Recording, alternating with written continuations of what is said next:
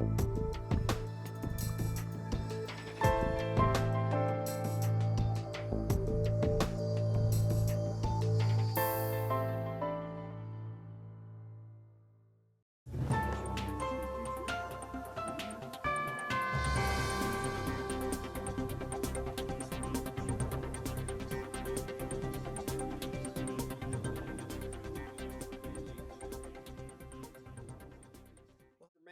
with the simple truth, and I want to tell you a little secret. We are in a financial crisis here in America. I know you haven't heard that before. I know you haven't seen the evidence around the world that we're in just as much trouble as other people. Greece, Spain, Italy, other countries like that are having problems, but the United States could never be having a financial problem. Could they? Absolutely, ladies and gentlemen. I know that that was a little knock at humor there, ladies and gentlemen, but we are in a financial disarray here. And man, oh man, if it doesn't just come down the pipe as soon as you think that America hasn't done enough to prove that they're going to do whatever it takes to hold on, lo and behold, here comes an article from the White House blog, and that article has to do with a partnership.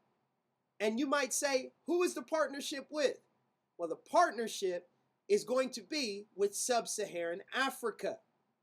I want you to take a listen to this article about the partnership with the United States and Sub-Saharan Africa. This comes from the White House blog, and the article is entitled, "The Future of America's Partnership with Sub-Saharan Africa," dated June 14th, 2012.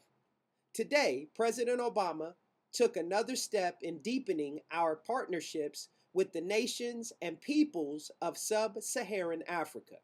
In signing a new presidential policy directive on the region, President Obama has committed the United States to a forward-looking strategy in which we will work closely with our African partners to advance the prosperity, security, and dignity that citizens deserve.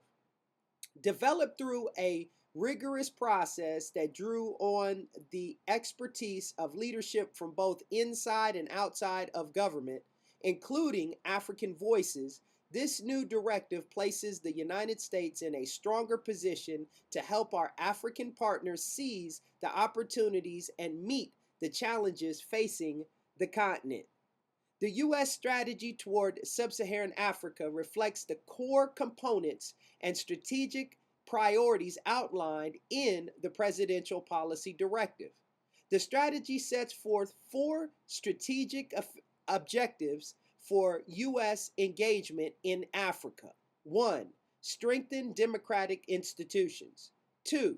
Spur economic growth, trade, and investment. 3. Advance peace and security. And 4. Promote opportunity and development.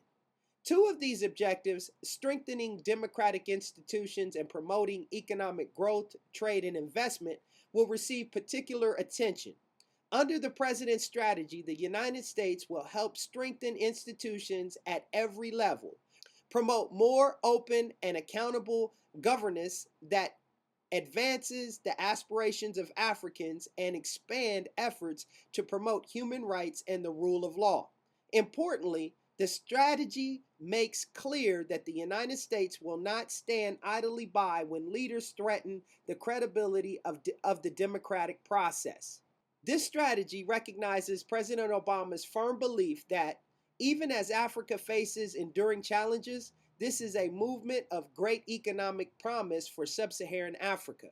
The United States has a unique opportunity to help ensure that the benefits of growth occur to the many, not just the few.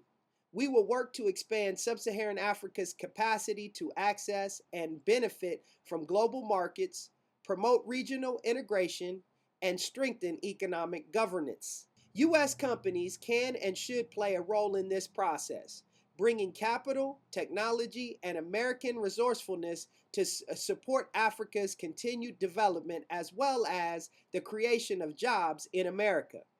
At the same time, the strategy reaffirms the U.S. commitment to advancing peace and security on the continent and pursuing our global development priorities, which help citizens live lives of opportunity and dignity. Throughout all of these efforts, the United States will prioritize efforts to empower Africa's next generation of civic leaders, entrepreneurs, and agents of change. Through the President's Young African Leaders Initiative, we are providing the tools to support leadership development, promote entrepreneurship, and connect young leaders with one another and with the United States. These capable individuals are already changing the continent for the better, and their ideas and ingenuity will shape the trajectory of Africa's progress for years to come. As the president said during his visit to Ghana, the people of Africa are ready to claim their future. This strategy makes clear that the United States will, in the spirit of partnership and mutual respect, stand with the people of Africa in support of their aspirations for a shared future of freedom and prosperity. Now, ladies and gentlemen, I want to point out something about the strategies of this partnership with Sub-Saharan Africa. The first strategy I want to point out is the very first one: strengthen democratic institutions. Really? The United States talking about strengthening democratic institutions when our institutions are failing us every single day? Let's move on to the second one. And the second point to the strategy is to spur economic growth, trade, and investment. It's like a person who's broke who's going to tell you how you should make money or do what you should do to increase your financial situation. The third point: advance peace and security. Really? Peace and security? We have a thing called the NDAA, the National Defense Authorization Act, and we, not me, but the United States is talking about peace and security? Wow. And the last point, ladies and gentlemen, is to promote opportunity and development. Opportunity and development? Has anyone seen the latest statistics when it comes to the unemployment rate in the United States? Has anybody looked at any form of news source except for the controlled media? Wow. The last thing I want to make a point of, ladies and gentlemen, is I want to show you this map of Sub-Saharan Africa, and I want you to look at the resources. I showed you a map earlier of Sub-Saharan Africa, but I want you to see the map that includes the resources in Sub-Saharan Africa. After you take a look at this map, I want to pose a question to you. Here's the map.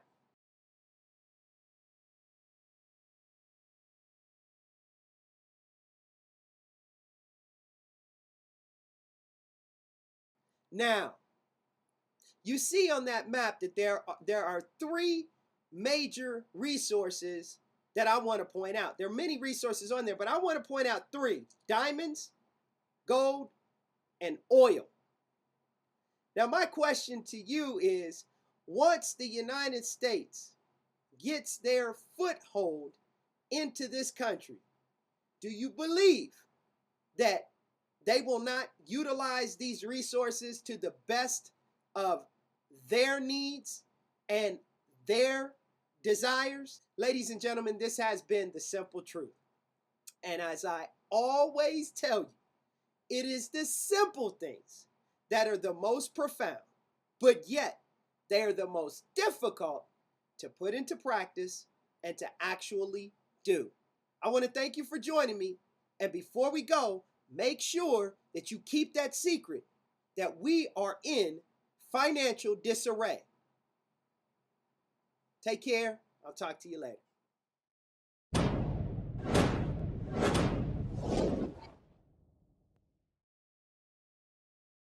Uh-oh. Look at him look.